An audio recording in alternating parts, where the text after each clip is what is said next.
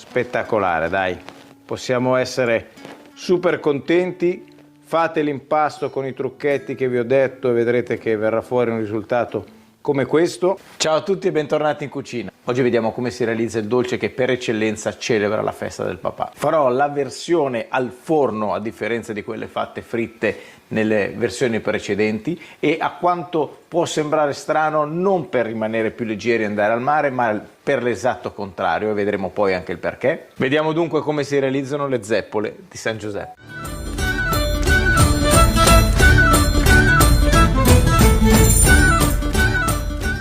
La differenza tra la versione fritta e la versione al forno è sostanzialmente, sono due impasti completamente diversi. Uno rimane più asciutto, quello al forno, con un quantitativo di burro molto importante, mentre quelli fritti hanno un quantitativo di burro molto più basso, siamo intorno al 30%, quindi sono due cose completamente diverse. Però, come vi dicevo, vi anticipavo prima, la versione al forno, risultando poi più secco, mi permette di fare una cosa sublime, di andarli a riempire completamente di crema pasticcera, altro che dieta per andare al mare. Vi ricordo come sempre che la lista degli ingredienti li trovate giù in basso nella info box. Questo è il momento migliore per iscrivervi al mio canale, lasciare un like e condividere il video se non l'aveste già fatto. Andiamo subito ai procedimenti, ma prima sigla!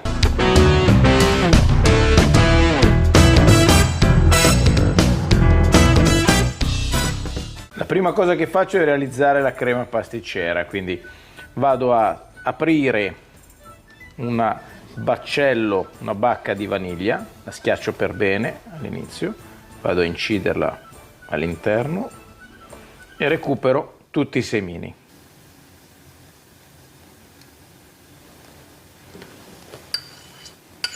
Una volta recuperati tutti i semini, quindi siamo certi di non aver fatto nessuno spreco, andiamo a inserire in un litro di latte questo baccello, la buccia del baccello di vaniglia. Vado anche a tagliare la scorza di un limone, ovviamente non trattato, e la vado a inserire dentro il litro di latte. Questo lo metto nel microonde, lo faccio scaldare un paio di minuti alla massima potenza.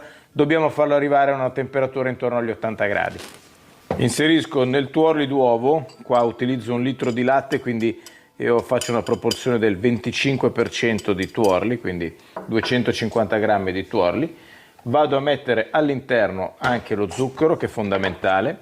Su un litro di latte e 250 grammi di tuorli, quindi 25% di uova, utilizzo il 30% di zucchero, quindi metto 300 grammi di zucchero. Lo zucchero nella preparazione aiuta a mantenere il dolce più a lungo possibile. Ora è la volta dell'amido. L'amido, per una proporzione corretta, siamo intorno agli 80 grammi su un litro di latte. Siccome nella zeppola voglio che la crema pasticcera rimanga sopra compatta, aumenterò questa dose, quindi arrivo a 100 grammi di amido, in questo caso l'amido di mais, che a mio avviso rimane più compatto, fa rimanere più compatta la crema pasticcera. Viceversa, se volevamo una crema al cucchiaio, potevamo utilizzare l'amido di riso. Nel momento in cui si aggiunge lo zucchero alle uova bisogna mescolarlo immediatamente, altrimenti il tutto inizia a bruciare, a cucinare il tuorlo, quindi va girato immediatamente.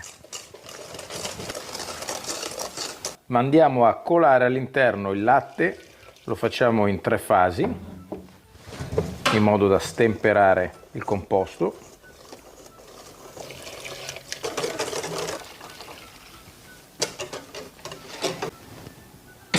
Dal momento in cui l'acqua è leggermente in ebollizione andiamo a mettere sopra il composto. Mi raccomando, la pentola non deve toccare l'acqua. Vi ricordo che non dobbiamo superare la temperatura degli 82 gradi, altrimenti poi le uova assumeranno un sapore molto simile allo zolfo, quindi stiamo attenti quando arriviamo in prossimità di questa temperatura.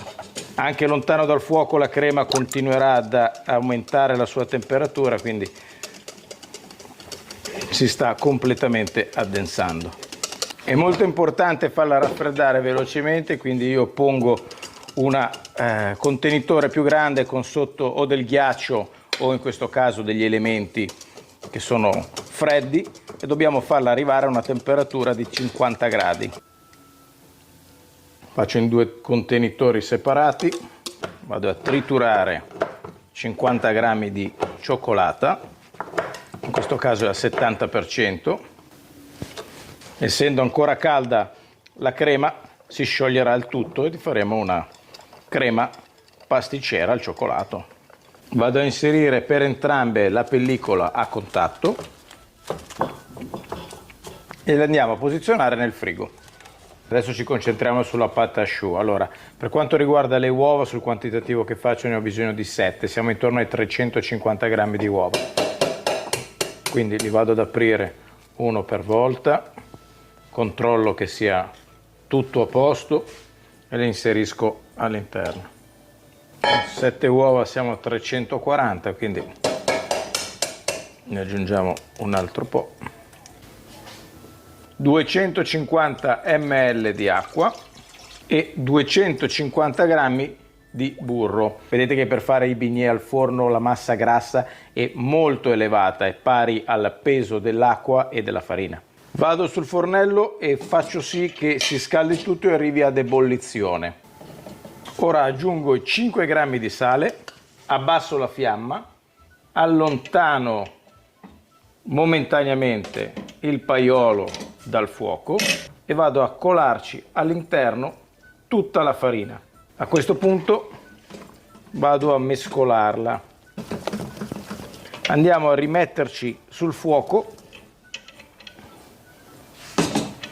e lo facciamo andare fino a quando si sarà cotta la farina, diciamo gelificata la farina, e comunque quando tutto l'impasto si stacca facilmente dalla parete.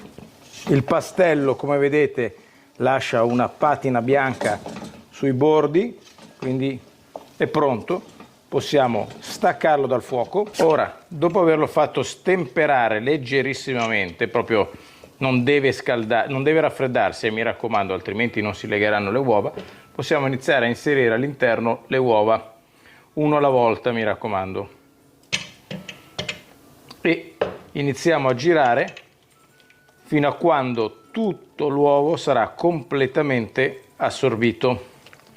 Questa operazione la possiamo fare così come sto facendo io a mano, con un cucchiaio di legno.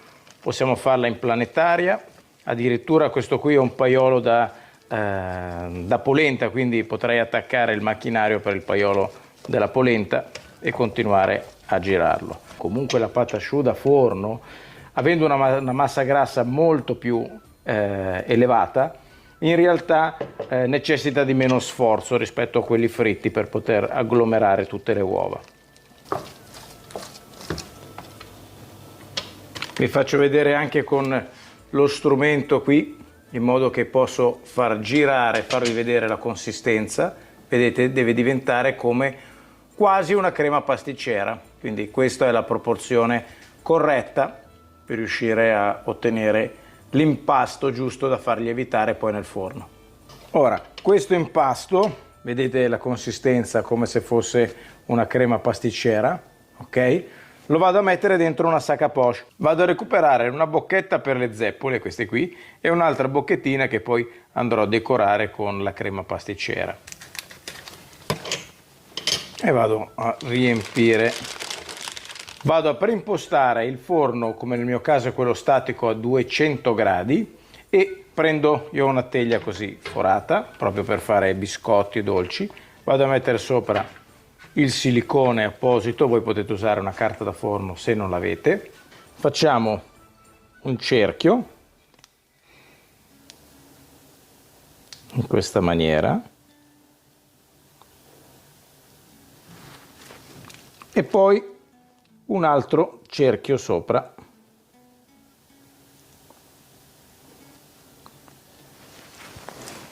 Lo possiamo fare anche più grandi.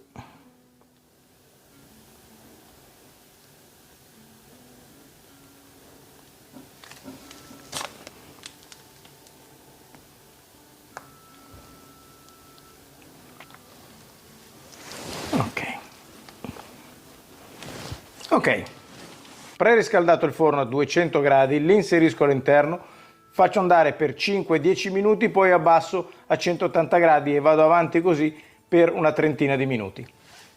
Vado a mettere un pezzettino di stagnola davanti al forno in modo da fare un po' una valvola di sfogo. Ed eccole appena sfornate le zeppole di San Giuseppe. Ecco, vi voglio mostrare quello che è un errore che può succedere, che è successo anche a me, quindi è buona occasione farlo vedere, tra la differenza di avere la pâte à choux, la pasta beignet bella gonfia così, rispetto a questa qua che si è sgonfiata. Perché si è sgonfiata? Allora, questa qui, una volta terminata la cottura, entrambi hanno avuto la stessa tipo di cottura, forno statico, 190 gradi, con una valvola di sfogo fatta con un po' di stagnola. La differenza è che con questa qua, quando era finita la sua cottura, mi è squillato il telefono e quindi io ho commesso l'errore di spegnere il forno e di andare a rispondere al telefono.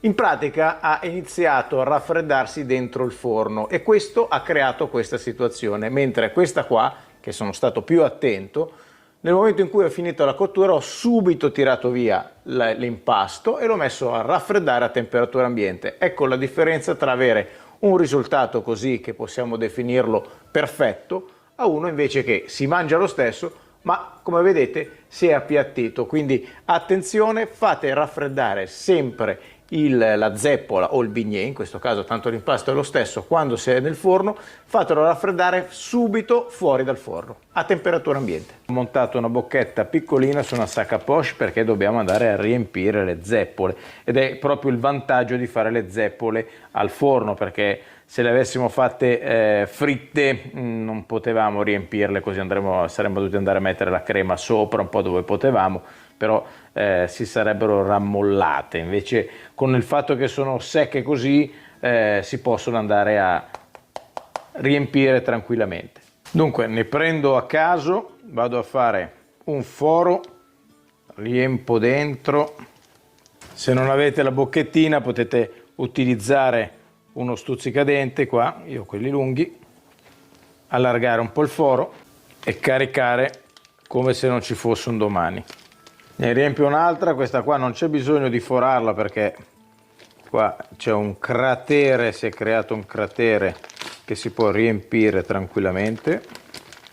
Carichissima. Ora che sono completamente raffreddate si può andare a mettere sopra un po' di zucchero a velo. Con la stessa bocchetta che ho fatto le zeppole vado a riempire con la crema e infine andiamo ad inserire le amarene sciroppate. Eccole qua.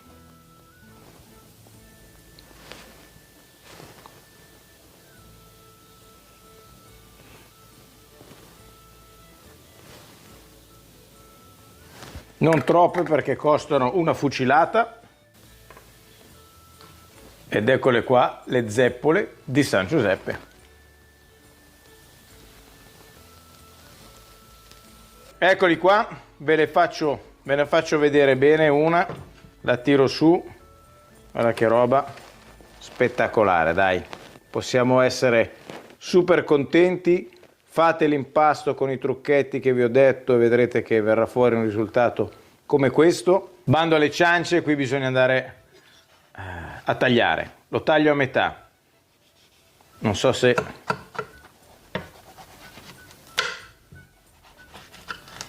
voilà, vi faccio vedere bene l'interno, attenzione, ancora casca tutto, qua sono finite dentro le amarene. Mi metto qui a favore di camera e vado, preparo col fazzoletto perché qua esplode tutto adesso.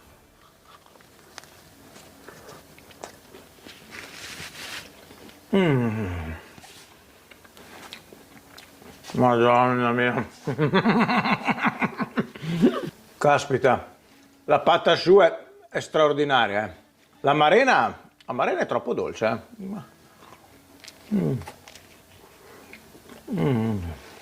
Non posso che essere super contento di questa bontà.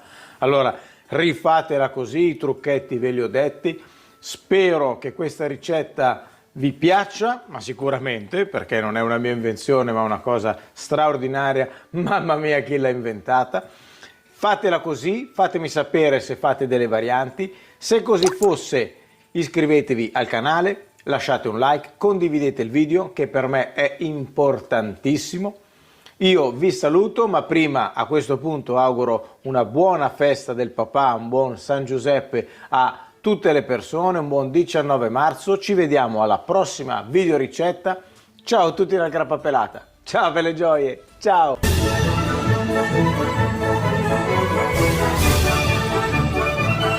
Mamma mia, ho paura che dopo questo il 20 marzo non riesco a vederlo.